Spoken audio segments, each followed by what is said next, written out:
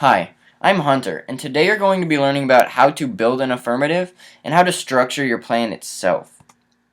Now, starting off, picking an affirmative. There are always several different plans under the resolution each year, so you will have a lot to choose from. Each team must pick a plan that they're going to run this year, but you can easily switch plans during the year if you don't like your plan, aren't having success with your plan, or you're that unlucky person whose plan gets done in the status quo so you're no longer inherent.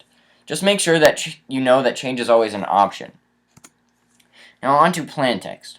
Plan texts are the entire basis of your affirmative, so they are probably the biggest part of your plan. They are exactly what you are doing. Make sure that you don't have a plan text that could easily be broken down or manipulated by the negative team so that they can use it against you. Make sure that your wording is precise and key so that you know what is going on and that the negative team can't use it against you. Now on inherency. You don't really need more than one inherency card. It's just saying what's going on right now, why your plan isn't being done.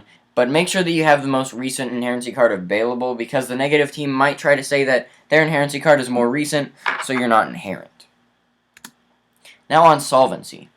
This is what needs to be solved and how your plan solves the problem. You should have more than one, but don't make it your entire affirmative. Don't make 5 solvency cards. Maybe 2, 3. That sounds like a good amount. Make sure you can defend your solvency and inherency. Although they're not your advantages, which is why you need to do your plan, without them there is no plan. If you're not inherent and your plan is being done already, there's no purpose to debating it, so the negative team would win. And if you can't solve your plan, then there's no reason to have advantages you can't solve for them. Now on advantages, you should probably always have at least 2 advantages, so the negative team is more spread out and has more ground to cover.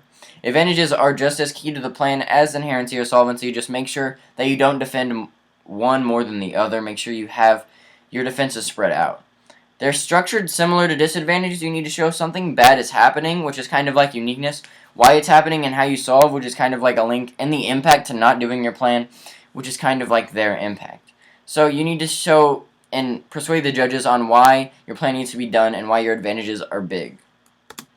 Now on the impacts to your advantages, some people tend to not like outrageous impacts such as extinction or nuclear war, but they can be helpful.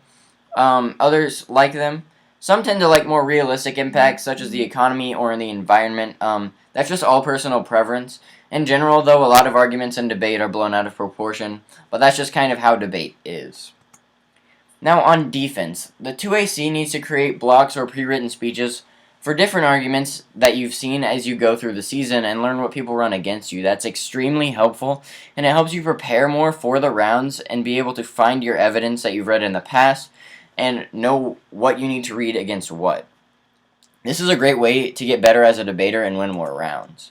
Now in general, make sure that your 1AC is about 8 minutes. Don't make it 5 minutes, don't make it 10 minutes.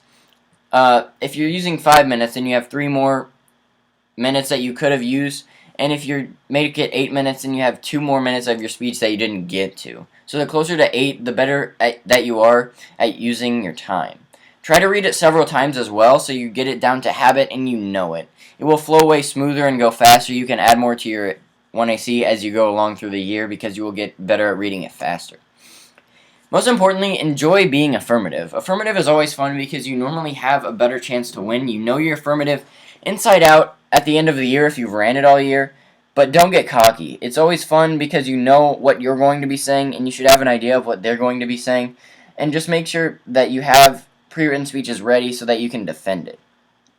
I always like to run an affirmative that I actually like, so it's not like I'm acting it around and defending something I don't like, and why would you debate that if you don't like it? I don't know. That's just a personal preference, but you can debate whatever you want. If you don't like a plan but it's very successful, then you can run that too. So this has just been a very short overview of how to build an affirmative and what you should do in an affirmative round and how to get better.